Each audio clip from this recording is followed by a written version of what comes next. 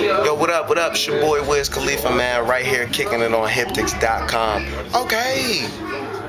That was great. That was fun. That was fucking magnificent, dog. That was like, it was like we was on Jimmy Kimmel or something. Yeah. And it was like I had 20 minutes on Jimmy Kimmel. Gone.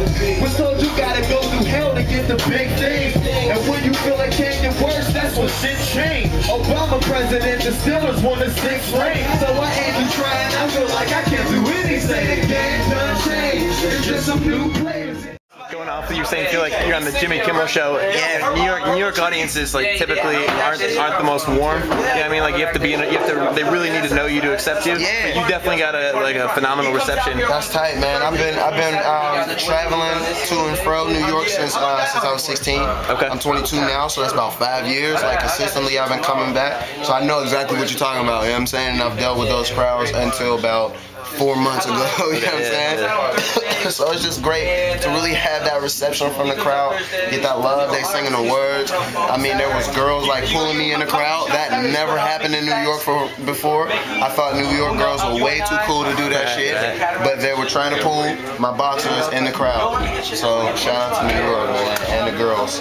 And the real, like, music fans, man, just for showing up and just fucking, just like supporting and like, you know, knowing who the fuck I am from way back all the way up until now. What you know, speaking of like just influences and your sound, I was reading that you as a kid moved around a lot because your father was in the military. How did that you know, you feel like influence your music today? I really don't feel like the moving around really influenced my music too much. It was more so just my father being a cool dude that he was. He was always listening to real music in the house, and then just basically moving around just always put me around new people. So it took that, you know, that shock factor away. Like I'm never nervous to meet new people. I'm always presenting myself. I'm always comfortable being who I am, like, you know what I'm saying? So it really just made me an individual more than anything. It helped me to just be me. Right. Yeah, I got a question now. Like you said, you know, a lot of the stuff is talking about personal experience, everything definitely like reflects in your lyrics and everything you're writing about. So like, where do you kind of see yourself going and taking that, like in the future, you know? Because you got a like powerful message that you're introducing in the game, and kind of like a fresh approach that, you know, not that many people, not that many MCs are having out there right now. So like, I don't know, like, where do you see going from there? I'm just glad people dig it, man. And really, I honestly don't know. Like a couple years ago, you know, I always hoped to be a cool fly guy and be able to rap about it. You know what I'm saying? But me being here now, you know what I'm saying?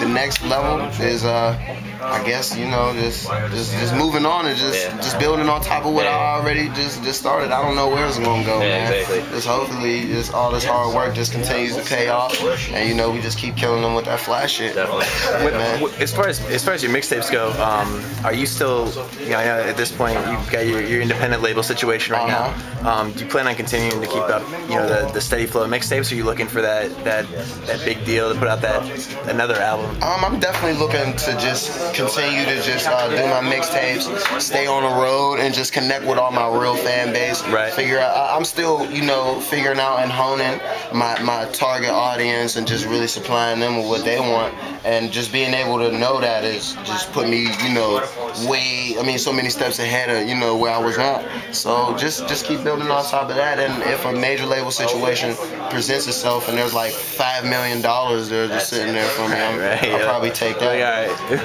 We'll do it now. But other than that, you know, I'll probably just keep dropping my shit independent and we just built so much of a grassroots buzz that we can profit off of it ourselves and not break bread with the major labels. Because, you know, I mean, other than their name and their distribution and stuff like that, really you just split money with labels. Right. So I'm gonna just make some of this money first and then just see where we go from there, you know? Yeah, I was gonna say, like, do you even feel like with the way the industry's changed, like, do you even see other than just the money aspect, what do you see as the value of a major label? What can a major label do for you that you can't already do for yourself or haven't done for yourself? They just, I mean, I don't want to really talk too much shit about major labels, you know what I'm saying? But it is what it is, and like realistically, they just slow shit down. You know what I'm saying? Like when you have control over everything and you know know who you're reaching out to, you know what I'm saying? It's just way more effective if you have your own machine to just go out there and attack it, you know what I'm saying? So, I mean, major labels is cool, they was what they was, but at the end of the day, they need the artists and their music, you know what I'm saying? And when artists can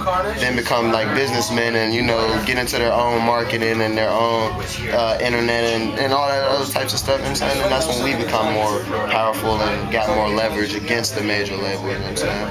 I just got one reader question. It's kind of left field, but you have a lot of tattoos. Yeah.